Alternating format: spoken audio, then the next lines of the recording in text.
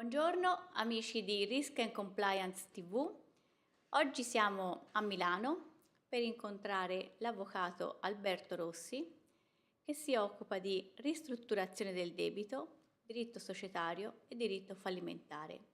e vogliamo fargli alcune domande.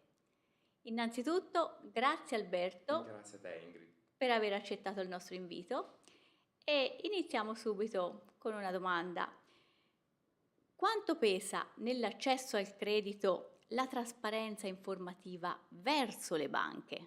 Ma la trasparenza informativa verso le banche direi che pesa moltissimo, è forse la cosa principale. Questo perché viviamo un periodo dove le maglie dell'accesso al credito si sono ristrette sempre di più e le banche lo hanno fatto sicuramente per una autotutela loro nell'erogazione del denaro, ma anche e soprattutto perché la nuova disciplina è sempre più stringente anche a causa di quello che è successo nel recente passato. In ogni caso l'accesso al credito che vede la necessità da parte della banca di misurare e ponderare con una certa delicatezza il rating del cliente deve misurarsi necessariamente con dei processi che poi si alternano e sono diversi a seconda delle banche e le banche poi in maniera diversa possono applicare questi processi per capire fino in fondo la trasparenza e la meritevolezza del cliente nell'ottenere il denaro. Detto questo, per quanto possa essere rigido questo processo, è necessario che i clienti, mi riferisco soprattutto agli imprenditori, siano degli imprenditori con la I maiuscola, quindi da un lato diano alla banca tutti quegli elementi che a loro servono per poter fare le valutazioni del caso, onde evitare, come spesso succede, non solo un allungamento dei tempi nell'erogazione del credito, ma molto spesso, anche solamente a causa di una carenza informativa o di una difficoltà nell'esaminare alcuni elementi, magari anche un rifiuto della richiesta e allo stesso tempo per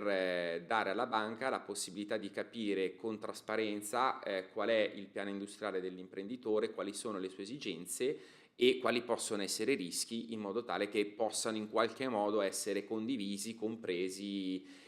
per poter discutere sostanzialmente magari di quei passaggi che inizialmente magari possono dare motivo di dubbio, diciamo così, alla banca nell'erogazione. Grazie Alberto. Come può fare la banca per prevenire il rischio delle crisi e come può fare la società per accedere al credito senza eccessive difficoltà? Ma allora, ti ringrazio della domanda. Come detto, la trasparenza e gli obblighi informativi sono tutto. Bisogna dire però che l'imprenditore non può pensare di poter dare una serie di informazioni, una serie di documenti alla banca solo nel momento in cui si presenta a richiedere il credito. Deve esserci, a mio avviso, tra la banca e l'imprenditore un continuo rapporto, un continuo dialogo, non dico giorno per giorno, ma sicuramente periodico. Questo per permettere alla banca di poter avere sempre e comunque un outlook dell'attività dell'imprenditore, di quelle che sono sostanzialmente le sue modalità operative, di quelli che sono i numeri che l'imprenditore fa e capire se c'è una criticità, dove c'è questa criticità. Allo stesso tempo, lo dico anche per esperienza personale, se l'imprenditore è trasparente, continuo, costante nel dare informazioni alla banca, magari senza dover necessariamente aspettare che sia la banca a chiedergliele, allora sicuramente si viene ad instaurare con la banca, che non deve essere visto come un mostro, ma semplicemente come un operatore, uno strumento a disposizione dell'imprenditore, un dialogo proficuo dove molto spesso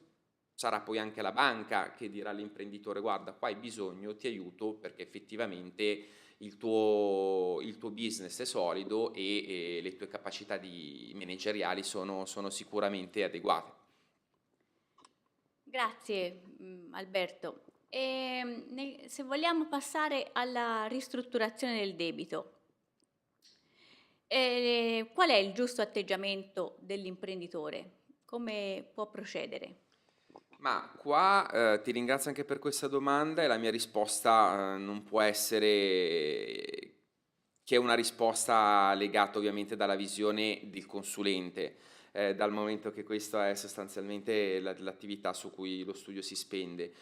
Purtroppo spesso e volentieri capita che l'imprenditore si rivolga allo studio o magari siano le banche a sollecitare all'imprenditore una ristrutturazione del debito, quando l'imprenditore ritiene di poter risolvere i suoi problemi semplicemente tramite l'accesso al credito o comunque sia rivalutando quelle che sono le sue condizioni di finanziamento che lo legano a una o più banche. La realtà è che molto spesso l'imprenditore è già in difficoltà da tempo, molto spesso è già andato più in là di quello che poteva essere sostanzialmente il limite che per lui poteva essere sostenibile, e quindi la crisi, il rischio è che molto spesso la crisi sia già in uno stato di aggravamento molto molto molto difficile da recuperare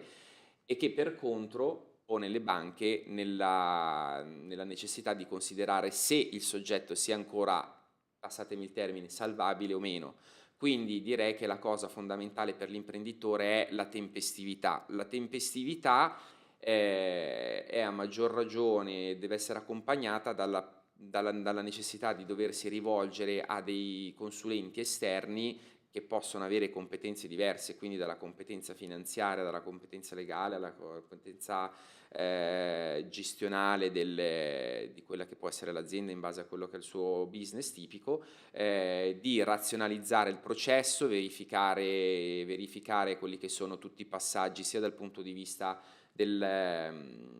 managing, quindi dell'attività societaria, anche per evitare che gli amministratori compiano magari operazioni che potrebbero un domani per loro creare qualche profilo di responsabilità, e quindi fondamentalmente diciamo mettere subito il prima possibile in atto un processo virtuoso che impedisca all'imprenditore di arrivare ad un vero e proprio stato di crisi. Purtroppo, lo dico a malincuore, e questa è una peculiarità tutta italiana, l'imprenditore è legato sempre ad una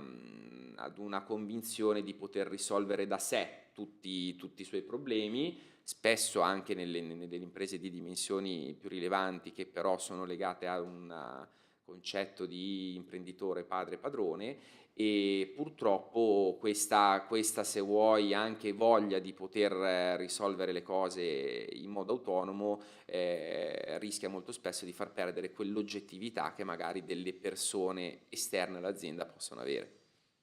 Grazie, questa è proprio una delle tue aree di expertise. Grazie Alberto e ringraziamo l'avvocato Alberto Rossi dello studio legale Wilex